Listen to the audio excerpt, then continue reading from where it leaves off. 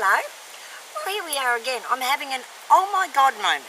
And we're going to do once a week an oh my God moment about something that affects us all, yet very few of us speak about. Now, I rang our president from Fakar today and said, I'm doing a bit of a clip on the state of the political arena in this country. No, it's not politically biased on Labor or Liberal or any other politician for that matter. What I wanted to talk to you about is simply this. We've all watched the news or turned on a radio, and I don't know about you, but you've got to be as tired of hearing about how good Kevin Rudd is by Kevin Rudd's opinions, or how good Julia Gillard is by her opinions.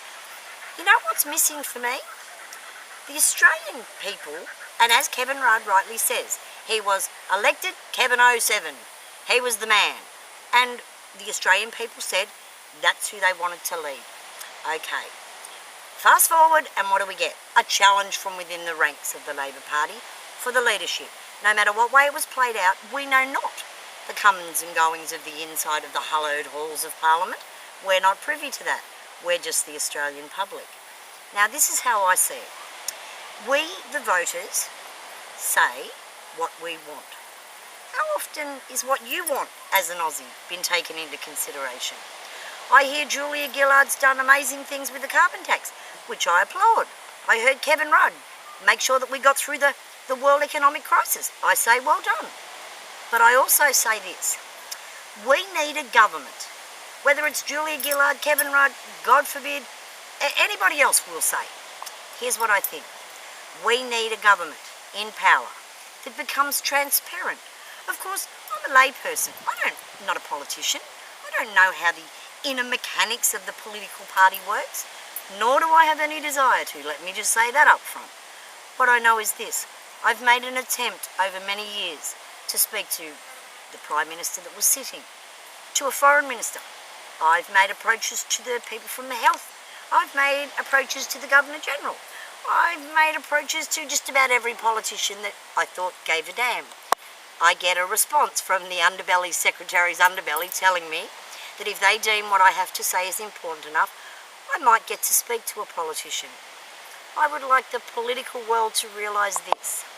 On child abuse, on law reform, on mental illness, on suicide prevention, you're letting us down. Okay, we need everything else done. I agree. But hello, wake up. See what is real. See the people, the Australian people who are suffering. The elderly, they need medicine and power.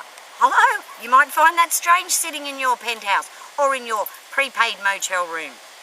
Explain that to a pensioner. Explain to a mother who has an autistic child or autistic children that they don't matter, that their children don't matter. Explain to the homeless man why there's thousands and thousands of people getting housed. And strangely enough, not too many of them are Australian. That's a worry for me. So for me, what is important is what affects the day-to-day lives of the Australian public. Now, I'm going to say something. Many times and many occasions I've been dismissed by politicians. David Borger went as far as to have a press conference completely edited so that me standing in the background having my say didn't get out to the Australian public, which was in the very first instance as to why I started to do my own clips. So here's what I say. Once I was shown respect, once I was listened to. And it's by the politician that most people thumb their noses at, and it was Malcolm Turnbull. Malcolm Turnbull made a Labor politician reaffirm how they were going to speak to me as a member of the Australian public. So I have an opinion on Malcolm Turnbull, and I'll go as far as to say I like him. I like the fact that he stands firm on beliefs. So I'm not saying anything more than Mr. Turnbull showed me a respect that no other politician has. So there's going to be a lot more on this, but I'm urging all Australians to do as Kevin Rudd says.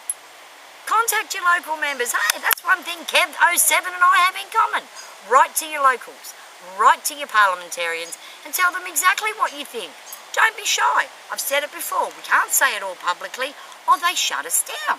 But if we do like Kev says, write to them and let them know what Kevin's done, what Julia's done, what Abbott's done, what anybody else has done, and you're not happy, tell them. We can't expect change if we don't exercise our right to freedom of speech. Now, I know that's a bit scary because in this country, this democratic country of ours, depends on what you're saying as to whether you're allowed to say it freely. And I know that extremely well. So, that's it. I'm done. I've had my say. I wish you all a good weekend. And I'll see you next time round on the It's Oh My God. See ya.